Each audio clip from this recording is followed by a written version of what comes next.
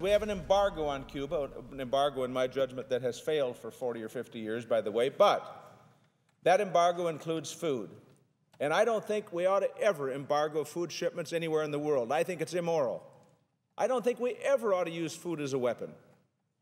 Yet that's exactly what has been done. So our farmers could not sell agricultural commodities into Cuba. The Canadian farmers could, the French farmers could, German farmers could, American farmers could not.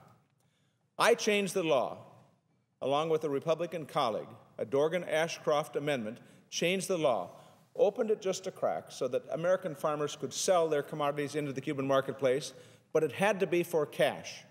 What happened was President Bush, deciding just prior to an election that he wanted to send a signal he was really tightening things with Cuba, he decided to change the definition, not by law, but by fiat, and he said cash in advance will mean that the Cubans would have to pay for the commodity even before it is shipped, before it leaves the United States, as opposed to getting the commodity, making the payment on the dock when the commodity arrives in Cuba.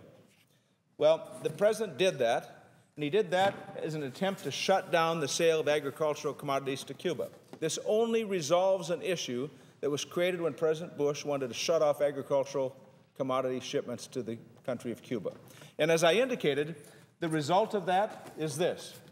It's to say to American farmers, you sit here and read these papers and watch the Canadians grab your market. Why on earth should we withhold food shipments anywhere? It makes no sense to me.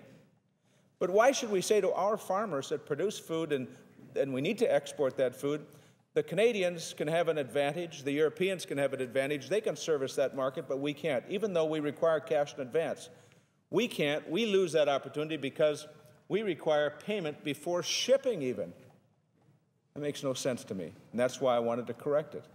I wanted to correct it to get it back to what the law reads.